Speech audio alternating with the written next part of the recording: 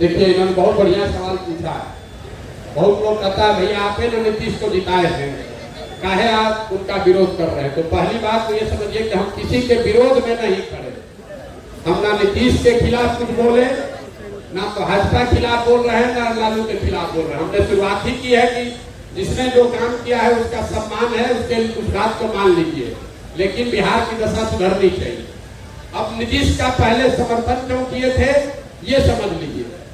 2014 के नीतीश कुमार और 2024 के नीतीश कुमार में जमीन आसमान का फर्क है। नेता के तौर पर, प्रशासक के तौर पर और मानवता के आधार पर। 2014 में जिस नीतीश कुमार की हमने मदद की थी, ये वो नीतीश कुमार थे जिनके नेतृत्व में बिहार सुधरता हुआ दिखा था। हम जैसे लोग बिहार में राजनीति करने में इच्छुक नहीं हैं, तो हमारी इच्छा ये थी कि नीतीश कुमार यहाँ बने रहें ताकि बिहार में सुधार होता रहे। पहली बार नीतीश कुमार नवंबर 2014 में चुनाव हारने के बाद हमसे मिलने आए दिल्ली, हमसे बातचीत हुई, तब हम मोदी जी के साथ थे। नीतीश कुमार को किसी ने कहा था कि मोदी जी का जो चुनाव जिताया है वो लड़का बिहार का ही है। हमसे मिलने आए नीतीश जी, हमने उनसे पूछा कि आपने मुख्यमंत्री का पद क्यों छोड़ दिया है। तो उन्होंने कहा कि हमको जनता ने लोकसभा में पार्टी को हरा दिया, इसीलिए मांझी जी को बनाए हैं। अब राजनीति करने की मेरी इच्छा नहीं है। आपसे मिलने आए हैं देखने जानने की भाई क्या ऐसा आपने किया कि मोदी जी जीत गए। उस बातचीत में हमने नीतीश जी को कहा कि आप वापस आइए, बिहार की जनता ने आपको नहीं हराया है, आपके दल को लोकसभा में हराया है। मुख्यमंत्री के तौर पर आप काम करते रहिए, और जहां तक चुनाव जीतने हारने की बात है, हर तरीके से आकर आपकी हम मदद करेंगे। आप बिहार में विकास का काम जो शुरू किए हैं वो चलते रहना चाहिए। नीतीश जी ने वो बात मानी, मांझी जी को हटाकर चुनाव से पहले खुद मुख्यमंत्री भी बने और हम आकर उनकी मदद भी किए। आप लोग के आशीर्वाद से उनको जिताया भी। उनको जिताए ही नहीं, बिहार में 7 निश्चय का कार्यक्रम भी बनवाए, बिहार विकास मिशन की स्थापना भी करवाई। हमको कोई पद का लालच होता उसी समय उप मुख्यमंत्री मंत्री बन गए होते, हम तो बिहार छोड़कर चले गए। लेकिन बिहार में नीतीश कुमार उसके बाद रास्ता भटक गए, कभी पलट के इस साइड, कभी पलट के उस साइड, इसलिए उनका आज विरोध कर रहे हैं। 14 में जिस नीतीश कुमार का हम समर्थन कर रहे थे, ये वो नीतीश कुमार थे जिन्होंने वाजपेयी के जमाने में, वाजपेयी जी जब प्रधानमंत्री थे, नीतीश बाबू उस समय रेल मंत्री थे। गैसल पश्चिम बंगाल में एक रेल की दुर्घटना हुई थी, 297 आदमी मरा। नीतीश बाबू ने अपने पद से इस्तीफा दे दिया। वाजपेयी जी ने जब उनका इस्तीफा स्वीकार किया तो नीतीश बाबू ने कहा कि 297 आदमी की मृत्यु हुई है, हम कैसे इस पद पर रह सकते हैं। और आज वही नीतीश कुमार हैं।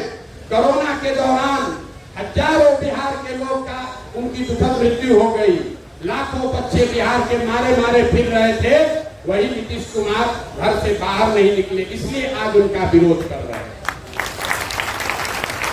2014 में जिस नीतीश कुमार का हमने मदद किया, 2014 में नीतीश कुमार चुनाव नहीं हारे थे, उनके पार्टी को जनता ने लोकसभा में हराया था।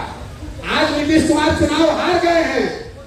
14 में नीतीश कुमार चुनाव नहीं हारे थे और राजनीतिक मोरालिटी के नाम पे उन्होंने पद छोड़ दिया था, इसलिए उनका मदद करने गए। आज 2020 में नीतीश कुमार चुनाव हार गए हैं। 243 के लोग विधानसभा में 42 को उनका विधायक जीता है, लेकिन आप और हम देख रहे हैं कि कभी लालटेन पर लटक कर, कभी कमल पर बैठ के ये आदमी कुर्सी छोड़ना नहीं चाहता, इसलिए इसका विरोध कर रहे हैं। और एक और सबसे बड़ी बात आप समझिए, लोकतंत्र में किसी पर भरोसा, विश्वास, वोट 5 वर्ष के लिए है, जीवन भर की गुलामी नहीं है। 5 वर्ष पर चुनाव क्यों होता है? 5 वर्ष पर चुनाव क्यों होता है? 10 वर्ष पर भी तो हो सकता था। 5 वर्ष पर चुनाव इसलिए होता है कि जिस नेता पर, दल पर, विचारधारा पर आपका भरोसा है, आप उसके साथ खड़ा होइए, उसको वोट दीजिए, उसको जिताइए। लेकिन वो दल, वो नेता, वो विचारधारा अगर आपके और आपके बच्चों के लिए काम नहीं करती है, तो वही संविधान आपको बताता है कि नागरिक होने के नाते आपकी जिम्मेवारी है कि जिस आदमी को आपने जिताया है उसी आदमी को कुर्सी से नीचे भी उतारिए, नहीं तो आप लोग तो राजतंत्र ला दीजिएगा। एक बार मोदी जी को वोट दे दिए तो जीवन भर उन्हीं को देते रहेंगे। एक बार नीतीश का मदद कर दिए, उन्हीं को अगर हमेशा रहना है तो फिर चुनाव का जरूरत क्या है? कह दीजिए कि जब तक नीतीश कुमार जिंदा रहेंगे उनका विरोध नहीं होगा, काम करे चाहे न करे उनको वोट देते रहे। ये आपकी सोच हो सकती है, हमारी सोच नहीं है। काम के आधार पर, उनके ट्रैक रिकॉर्ड के आधार पर उनका मदद किए थे। अभी 5 वर्ष से उन्होंने काम अच्छा नहीं किया है, इसलिए उनका विरोध कर रहे हैं। अब आप बताइए कि उनका विरोध होना चाहिए कि नहीं होना चाहिए? ना सब लोग बताइए, तो सवाल तो करना पड़ेगा। नीतीश बाबू है जो मुख्यमंत्री, उनका समर्थन होना चाहिए कि विरोध होना चाहिए?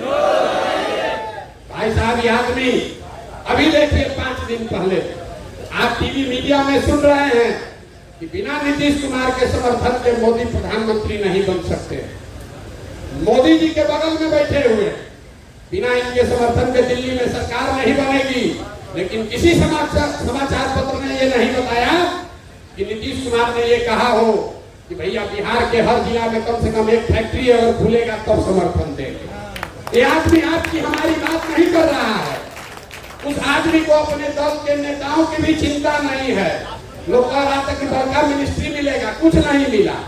क्यों नहीं मिला? क्योंकि नीतीश कुमार को अपने नेताओं के लिए मिनिस्ट्री भी नहीं चाहिए। उनको एक ही चीज चाहिए कि भाजपा वाले डर के मारे कह दिए कि 25 के बाद भी तुम नहीं मुख्यमंत्री रहोगे, बाकी बिहार की जनता भाड़ में जाती हो तो जाए। अब आप बताइए कि ऐसे आदमी का समर्थन होना चाहिए कि विरोध होना चाहिए? यहाँ जरा बताइए तो, होना चाहिए कि नहीं होना चाहिए? इसीलिए तो गांव-गांव घूम रहे हैं।